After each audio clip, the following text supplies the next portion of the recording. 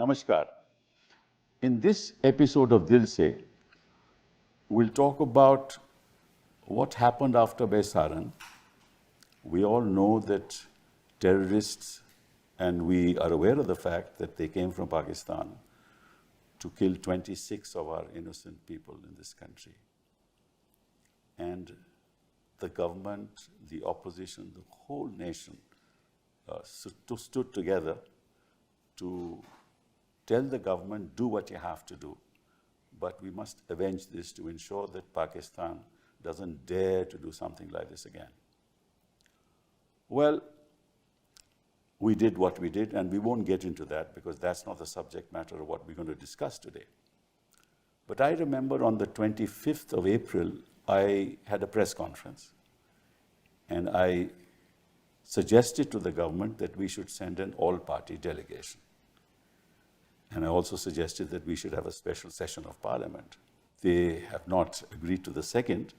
I reiterated my request for an all-party delegation on the 7th of May. And the reason was that when Parliament was attacked, I remember that point in time, an all-party delegation was sent to different parts of the world. I remember I led that delegation to Africa.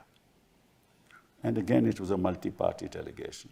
The idea was to tell the world as to how we are the victims of terrorist activities sponsored by a state which is unacceptable in any civilized society. So in that sense, I'm very, very happy that the government of India decided to send an all-party delegation of 51 members with 8 officials, with 1 Muslim in each delegation, in 32 countries. And they've come back. And I did not want to call a politician amongst them because different political parties have different perceptions and would have different views. So I thought that I would request the officials who were nominated to belong to the Foreign Service, who were accompanying the delegation, to come and tell us what they believed they achieved. My own perception, let me put it forth first, is that each nation has its own geopolitical interest. And nations are very hesitant to name states as sponsors of terrorism. So to that extent, I don't think it was possible for this delegation to evince that kind of response from where they went, that they would name a state. But I think they sensitized the world that we truly are the victims of terrorism. And a lot of it comes from Pakistan through the Lashkar-e-Toiba or Jaish-e-Mohammed and other organizations. But the question is, what were our objectives? Number one, to tell the world, that's fine. And to tell the world that our response was calibrated, it was mature. We didn't want to have an all-out war, but at the same time, we sent a message that if this happens again, we'll not sit idle. That's one objective, I think. The other objective, perhaps, was to get some response from various states and maybe some statements which name Pakistan. I doubt if that happened. And third was the resistance front to be named by the UN Security Council as a terrorist organization. That's hopefully in the pipeline, but that hasn't happened at all. So we have 2 extraordinary guests with us who are members of the Foreign Service. And thank you very much, Sujan, for being here with me today. Sujan Chenoy is a member of the Foreign Service since 1981. Was, yes. And you served 37 years. And you are presently, since 2019, director of the IDSA, that the Mohan Parikar Institute of Defense and Studies and Analysis. Yes, and the Director General of that organization, yeah. And you're, of course, a linguist. You know so many languages from, what can I say, Arabic, French, Russian, Spanish, Mandarin. It's amazing. And your paternal grandfather was the Diwan of Rajkot in the 1930s and 40s. You've been ambassador to Japan from 15 to 2018. Previous to that, to Mexico, High Commissioner to Mexico. And then, of course, you were involved as Consul General in Shanghai and in Sydney. So where you visited me. Oh, yeah, I visited you, yes. So you got enormous experience in the area. So we'd like to know your views. You, of course, went with the UAE, right, delegation? And West Africa. And West Africa. That is Congo, UAE, Sierra Leone. And DR Congo. Yes, and Liberia. DR Congo, Sierra Leone, and Liberia. Liberia. Apart from the UAE. Apart from the UAE. Thank you very much for being here. Manjeev, old friend of mine, 1982 batch. We worked together in some areas. Of course, Manjeev is an environmentalist. He believes in sustainable development, concerned about climate change, and our ambassador to Nepal, before that, ambassador to the EU, Luxembourg, and Belgium, deputy permanent representative of India in New York. Enormous experience. So thank you very much for being here. But let me ask you this fundamental question. What were the objectives you wanted to achieve, and have you achieved them? So let me begin by firstly thanking you for inviting me to this very important and popular show. I would like to state at the very outset that the objectives of the outreach program were fully achieved. Mm-hmm. They were threefold, essentially. Right. Firstly, to brief our interlocutors in all these carefully selected countries about Operation Sindoor. Right. Secondly, about India's policy of zero tolerance for terrorism. And thirdly, to sensitize them to the new normal which has come about in our external engagement in regard to Pakistan-sponsored terrorism. So the objective was not really, in my view, to go out to each of these countries and get them to name Pakistan. In fact, the objective was for us to go there and name Pakistan. And that was fully achieved. Mm-hmm. Because if you look at the countries selected, 33 in all, and by the way, there were 57 people in 7 delegations, nearly one half, were from non-NDA parties. Yes, I know that. Only so 2 delegations were led by BJP. Exactly. Yeah. So when you look at that, it was really, in a microcosm, India speaking in a united voice. Mm-hmm. And the countries in which we interacted with people were countries that have a very important role to play in the international arena. Right. I mean, let me give you my, sort of journey, for example. The UAE is a very important partner for India.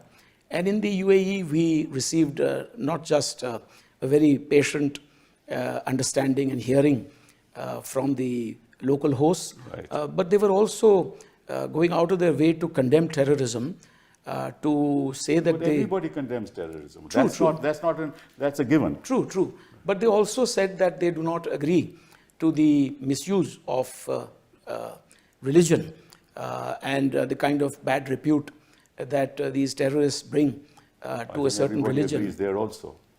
And they also were quite frank in their condemnation of cross-border terrorism. And so I think when they speak of cross-border terrorism, and this came through particularly in interactions at the level of the Minister of Coexistence and Tolerance, a large number of interlocutors who were social media influencers, they knew exactly what we were talking about because we were the ones obviously naming Pakistan. As I told you, the intention was not to get them to name Pakistan. The intention was to get them to understand what India's viewpoint is. I thought that that's sort of almost a given because this has been happening this is not the first time it's happened, right from the parliament attack, right through Uri and Pulwama. And then now and in between the rise, everybody knows that these people cross our line of control. So I think I don't think any country is oblivious of the fact that this is happening outside of a state You're quite sponsor, right. You're quite right. So the short point I was making was that it was not so much our intention to get them to name Pakistan. It was our intention, in my view, to explain to them our viewpoint about Pakistan-sponsored terrorism and to sensitize them at all levels. Look at it this way. We went to, for example, DR Congo. Now, DR Congo is an important country, Africa's second largest, which is coming into the UN Security Council as a non-permanent member alongside Liberia. If you take Sierra Leone, for example, it is currently Yes, in the permanent, a non-permanent member of the member of UN the Security Security Council. Council, yes. It is also the vice chair yeah. of the 1267 UN Security Council Resolution 1267 ISIL and Al-Qaeda Sanctions Committee, Where you want the TRF to be where in fact sanctioned. we have also seen a very large number of LET and Jaish-e-Mohammed terrorists already proscribed and listed there. Besides that, it's an important member of the OIC. Furthermore, it is also chairing a group of 10 countries, C10, African countries that are looking currently at reforms of the United Nations, which has implications obviously for India's long-term aspirations. So let me ask you, what's the new normal you talked about? So the new normal, in fact, is that, every act of terror where we have reason to believe that it's will be an act of war. Pakistan-sponsored, Will be an act of war. is to be considered in a different context So today. if 5 Sakil will be an act of war and No, we'll that attack. is a sovereign decision that a state makes. So it can't It be is an- not made by what we call armchair analysts, Correct. So nor for the that new matter. normal, just to have to get an idea as to what yes, the new normal will depend on the extent Let me put it this way. of the terrorist. No, let me put it this act. way. Yes. The new normal, the way I understand it, the way I would have put it across in all my meetings, is that the terrorists in Pakistan and their sponsors and sympathizers, particularly their sponsors, are legitimate targets. In other words, when India takes some kind of measured action against these terrorist networks operating out of Pakistan, the distinction no longer exists between terrorists and their sponsors. So that obviously puts people on notice. And as to what exactly is the trigger point, which is something that's intriguing you, that how do you decide at what point you kind of retaliate, that is a carefully crafted decision that all sovereign governments make in consultation with the armed forces So every and agencies. terrorist act will not be an act of war. But anyway, let's move ahead.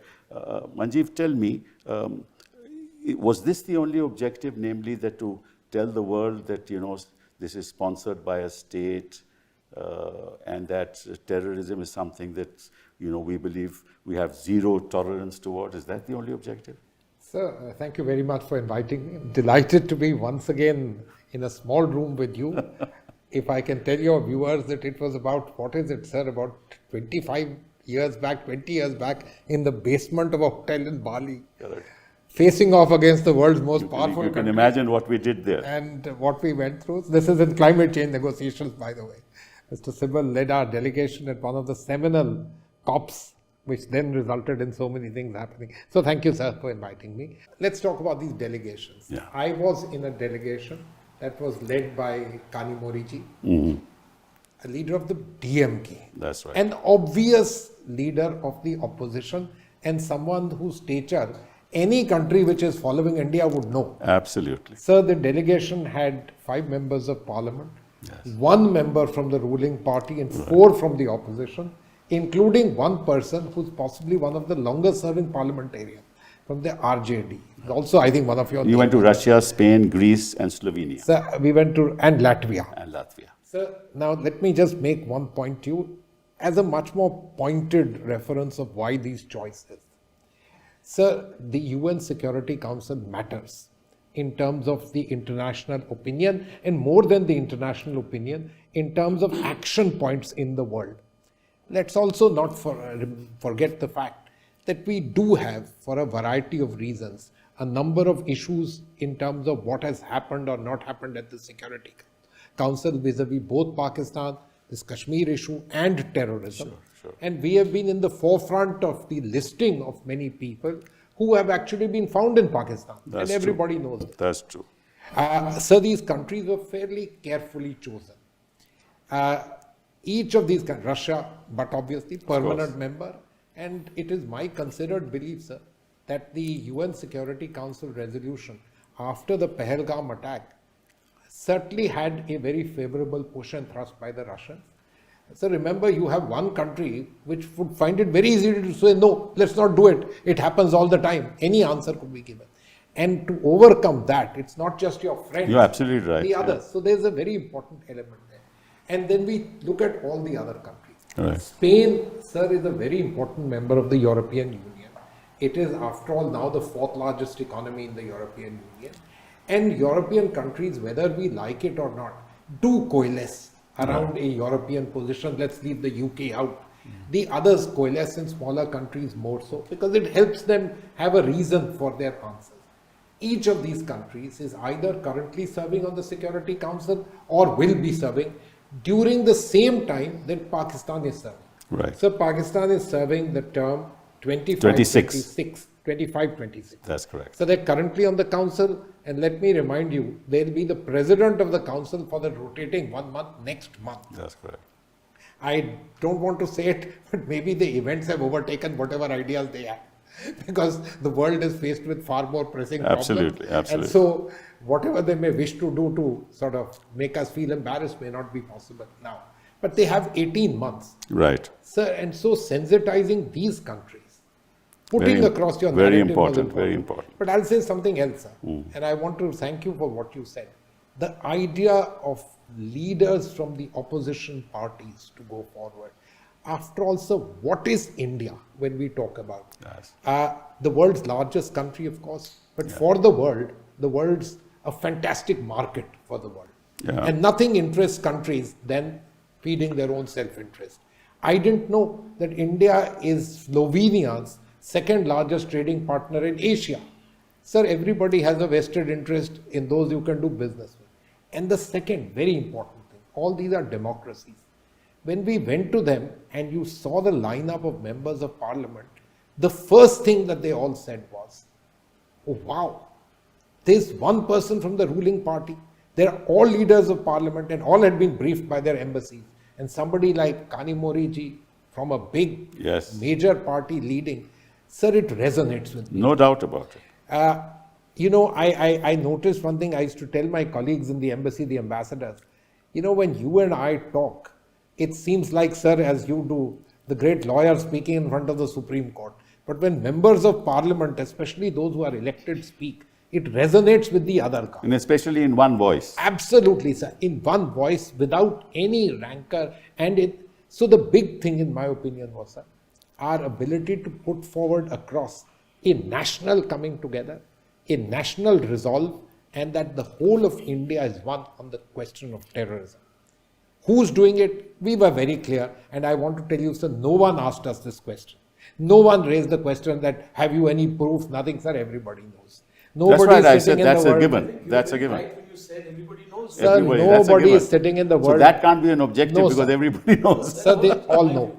But it's important for you to reiterate it and I know, stress I it, know. because what this does is, sir, it sensitizes them. Right. That when those chaps will come back to you with some kind of counter narrative, at the least you can ask them some pointed questions True, on all true. of that. Let me just So add to very useful in that sense. To what Yeah. Manjeev has just said, it's not just that these 7 groups were made up of all parties, some led by MPs from opposition parties. Mine, for instance, was from the Shiv Sena. That's correct. But there were others. In fact, the Indian Union Muslim League was represented by Shri E.T. Mohammad Bashir. Correct. We had the BJD.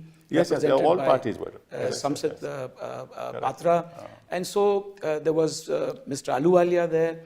There was a Sikh, there were Hindus, there were No, Jains. I think that message there were is Muslims. clear. But the whole point is, it wasn't just that we had all our political spectrum represented there. In countries that we visited, we found that there was a resonance with their spectrum of political opinion as well.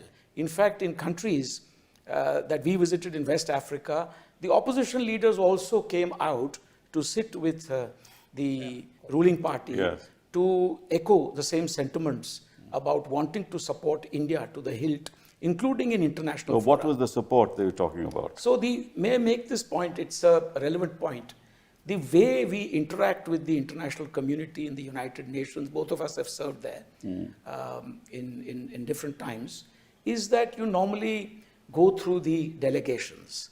and there's usually a permanent representative. Here we had an entire delegation of very articulate Indians, passionate about their nationalism, about their country, coming from different political parties, sensitizing the entire spectrum, all the echelons in the political hierarchy, from the president, vice president, foreign minister, the heads of the Senate and the lower house.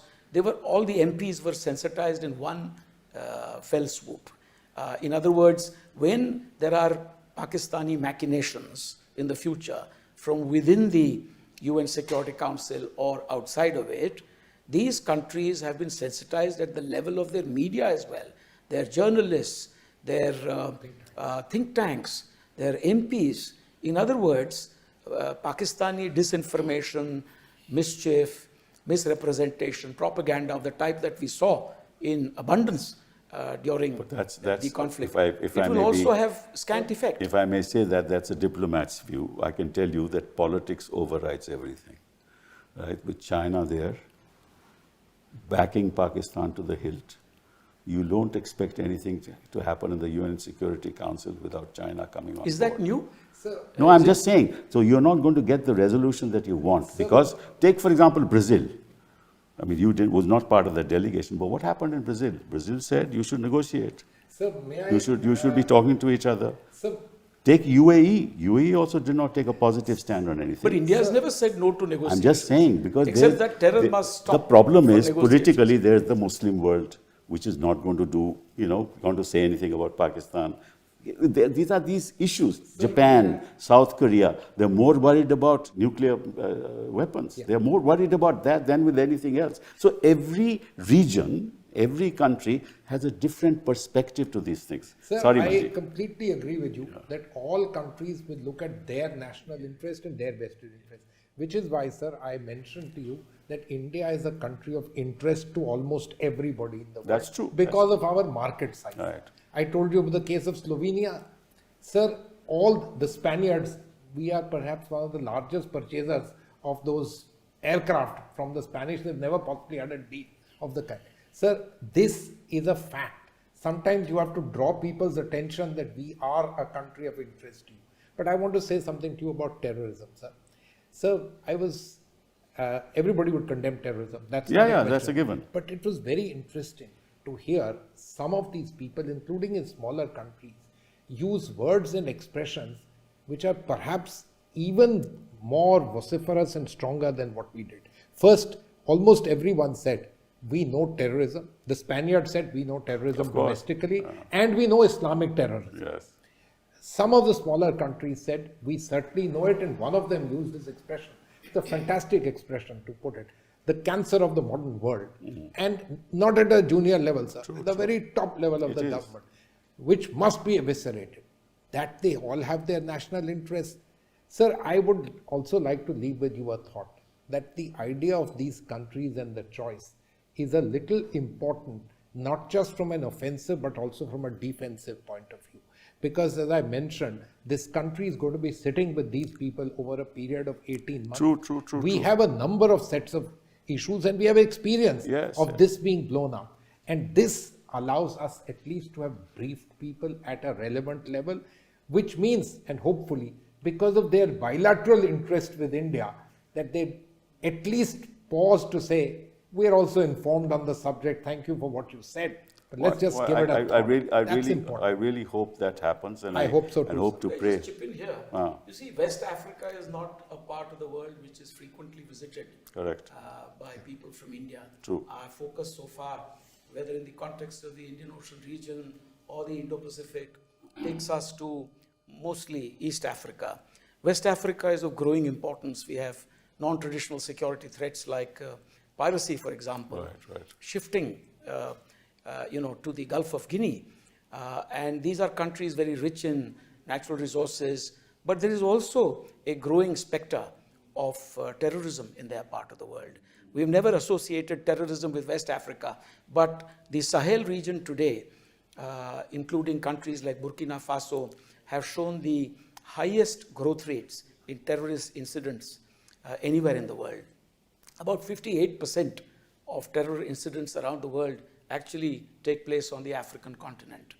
The importance here is to sensitize them, not just to the looming threat of global terrorism or terrorist networks that are actively aided and supported by nation states such as Pakistan, but also to demonstrate to them the linkages between these networks, whether it is Al-Qaeda, whether it is ISIL, all of these networks, ultimately LET, Jaish-e-Mohammed, they are all like Siamese twins, conjoined at the hips, yes, with what is slowly emerging in West Africa. So we found our audience very grateful that we had managed to highlight Pakistan-sponsored terrorism, the networks that operate out of there with impunity, under the very nose and with the active abetment and encouragement of the Pakistani government and the armed forces, and that they would henceforth take this far more seriously. Well, isn't it ironic that despite all this, what is the FATF's response recently? Very ironic. Sir, let me say a few things to you. In 2022, they removed them from the grey list. And this time, of course, they said, without financing, it is not possible, but not going any further. Sir, you put it very well yourself. There is a power game of nations. And let us also understand that at about roughly 180, 200 million people, geographically located where it is, Pakistan is a country which offers itself to do whatever work for so many people. Why do you think Trump is having lunch with Asim Munir? Because he wants to use the territory there. You know that. So the fact of the matter is, so their interests are entirely different. So we have grown up on this and we know this fact. And yet we have to do what we have to do for ourselves, because as I mentioned to you, sir, offensive are one set of things. We worked on listing of people which have been found in Pakistan, but at the place where we are today, the fourth largest economy, certainly to be the third largest economy, and peace and security, no sir, they are important. I have a lot to say about that, but let's leave that. That's not the subject matter. No, sir, I want to make a point to you on this. Sir, in this context, this business of the defensive play vis-a-vis the Security Council is a particularly important element, which is why this is going across. I want to make one more point to you, sir.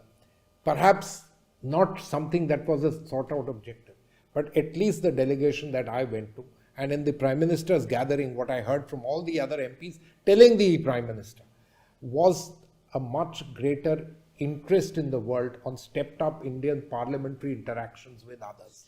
So that, I think, I am grateful to you for saying that you suggested this, yes, because this is one of our greatest assets, this democracy, parliamentary democracy. Yes. And I hope that will be the case, that much more use of this particular element. And the significance of ensuring that this democracy survives and doesn't continually be victimized by sponsored terrorism from across the border. There's no doubt about that. But my problem is, if you look at all the major powers of the world, the world is run by those major powers.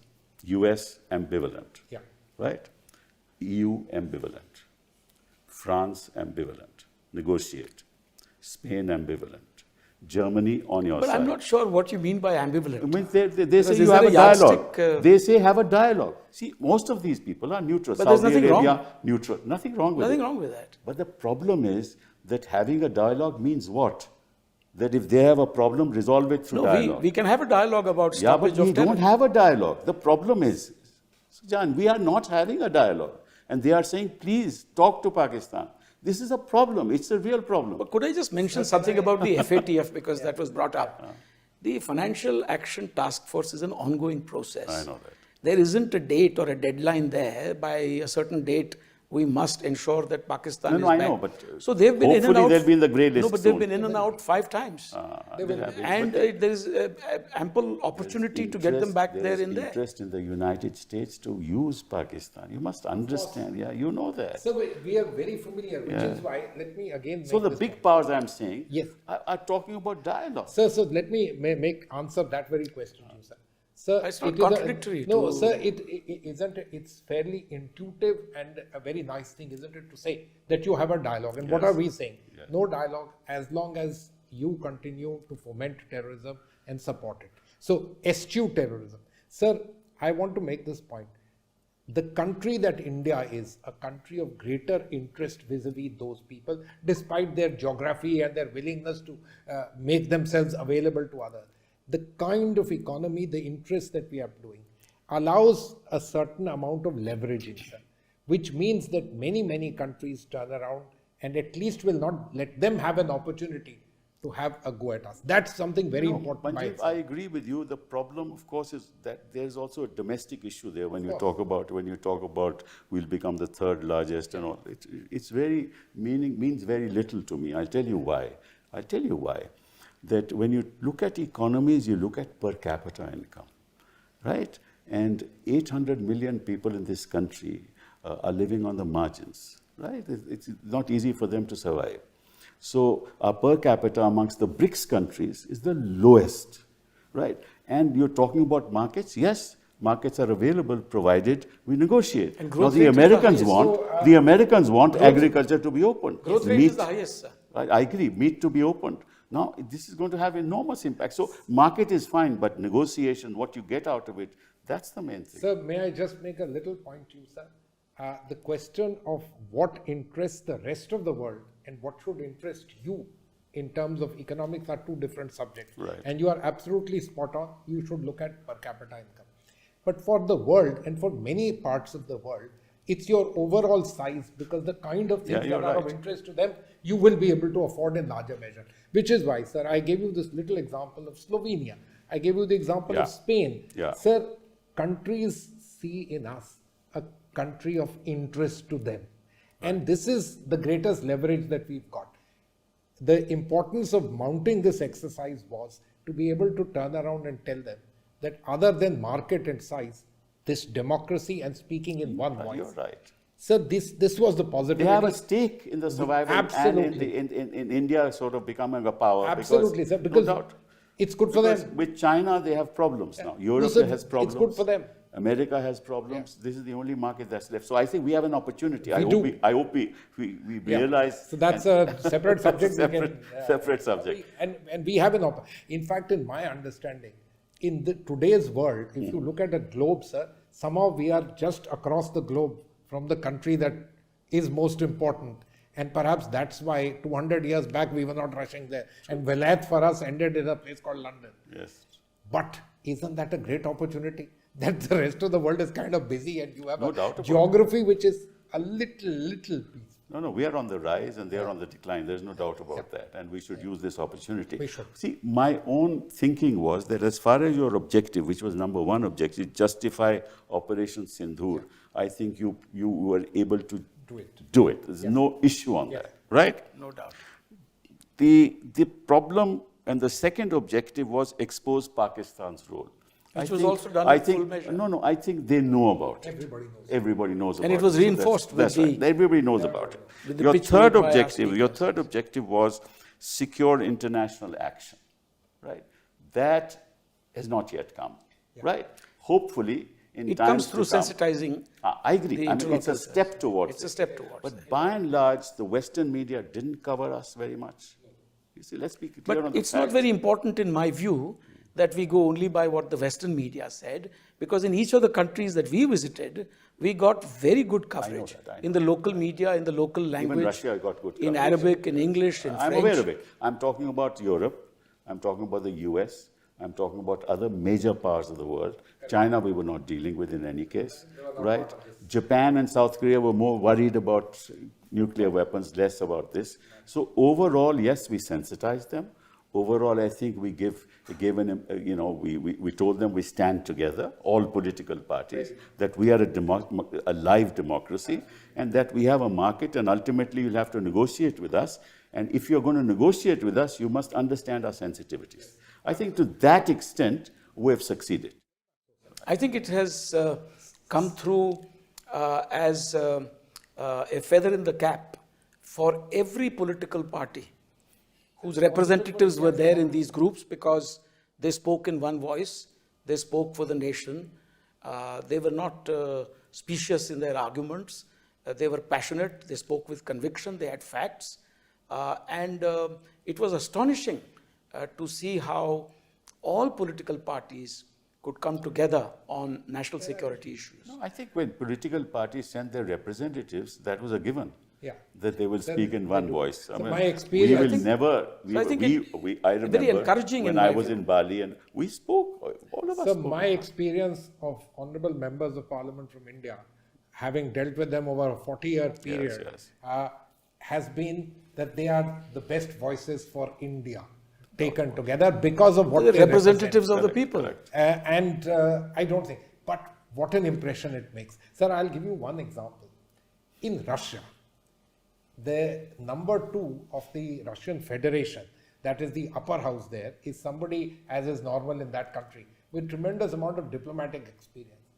The first thing that he did was, when we sat down, he shook hands with everyone and said, my God, all the political parties, an opposition leader, and there's one person from the ruling party. In 10 years, I haven't seen something like this. True. What is it that you want to say? As a country, you want to say it. Sir, everybody noticed this fact. In DR Congo, Sierra Leone, and Liberia, no exceptions, we found that the members of parliament at various levels in the Senate, in the Congress, etc., they came together to observe moments of silence. And that was really astonishing in Sierra Leone, in the parliament during an ongoing session. No, I think I think we've discussed this, Very and I think successful, there are very successful. objectives which we have achieved and objectives which hopefully we There will could be achieve more of times these to in the come. future. But let me go back to the fundamental issue. You say you will not negotiate with Pakistan, not talk to Pakistan till they stop sponsoring terrorism and till we get back POK. Now, that's not going to happen because the moment I'm not aware of somebody having said we the cannot defense talk to minister, Pakistan. that defense minister has made those said those. No, I mean, the objective is different. Pakistan occupied Kashmir is an integral part No, of I know India. that. Well, let's not repeat that. We know all that. I'm only saying the defense So minister the basic says- position is terror and talks Correct. cannot go together. Correct. So you're They not going to must talk. Let's desist move on. from Let's move terrorism. on. So we are not going to talk. Yes. So where does it take us? I just want your reaction. No, from my point of view, It's fine. as DG of India's leading defense and security think tank, fine. if we do talk, it will be about cessation of terrorism and about return of territories illegally occupied by Pakistan. They will say that we will not talk till you talk about Kashmir. So we are back at square one. No, we can talk Kashmir as well. Look, we have We not can been talk about talking to Kashmir them. for- One second, Sujan. We have not been talking to them. Terrorism has not stopped. It has continued. Besaran happened. So not talking to them has not served any purpose. Correct? Talking to them is also not I'm not saying that at all. I'm just saying not talking to them has not served any purpose. There will be more terrorist attacks. What are we going to do? I want your reaction. So, sir, I mean, it's a very tough situation. No, sir, you're absolutely spot on. What you said, there'll be more terrorist attacks. I think we made it very clear that it shall be, if I use that expression, gola for goli, muh tod jawab, if I may say, i.e. the response will be heavy and heavy-handed. I think the world also understands and says, yeah, well, if it happens, you will do it. And we they will also do it. understand. We will Then also what understand. happens? No. So, sir, this is the answer. And to Chinese are back. You see, the whole game plan has changed. Sir, right. I'll come on that if you don't let mind. me just answer this. This was just a short answer to Yeah. the last question. Yeah. Sir, on the other aspect of, talks and so on, what is it that we actually would like?